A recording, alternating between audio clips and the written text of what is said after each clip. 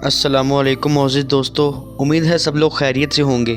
کھوجی T V کی طرف سے تمام مسلمانوں کو رمضان کا پہلا روزہ بہت بہت مبارک ہو، اور اس کے ساتھ ساتھ تمام پاکستانیوں کو آج کا میچ ساؤتھ افریقہ کے ساتھ ان کے ہوم کراؤڈ پر بہت اچھے چیز کے ساتھ جیتنے پر مبارکباد پیش کرتا ہوں۔ کپتان بابر اعظم نے ذمہ دارانہ اننگز کھیل کر پاکستانیوں کو جیت کی جانب گامزن کیا ہے اور خود 100+ سکور دے کر تمام لوگوں کے دل بھی جیت لیے۔ اس کے ساتھ ساتھ محمد رضوان نے بھی اعلیٰ کارکردگی کا مظاہرہ کیا ہے۔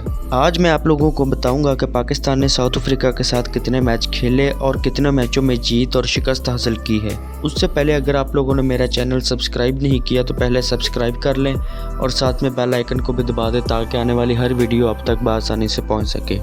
پاکستان آج سے پہلے ساؤتھ افریقہ کے ساتھ تقریباً 19 T20 میچز کھیل چکا ہے، جس میں سے 9 میچ پاکستان جیتا اور 10 میچ ساؤتھ افریقہ جیتا ہے۔ ان 19 میچز میں سے پاکستان ایک میچ بھی ساؤتھ افریقہ میں جا کر نہیں جیت سکا۔ واضح رہے یہ سٹیٹ ساؤتھ افریقہ میں اس ٹور سے پہلے کے ہیں۔ پاکستان نے ساؤتھ افریقہ کے ساتھ اس سے پہلے جو سب سے ہائیسٹ سکور چیز کیا تھا وہ 195 تھا، جبکہ ساؤتھ افریقہ نے 192 رنز چیز کیے تھے، لیکن اب پاکستان نے 200 سے زیادہ رنز چیز کر کے ایک نیا ریکارڈ قائم کر لیا ہے۔ اب بات کرتے ہیں سب سے کم سکور کی جو پاکستان نے T20 میں چیز کیے، تو دوستو سب سے کم سکور 100 تھا جو پاکستان نے ساؤتھ افریقہ کے ساتھ T20 کھیلتے ہوئے چیز کیے۔ اب تک کوئی T20 میچ بھی ایسا نہیں ہے جو ڈرا ہوا ہو۔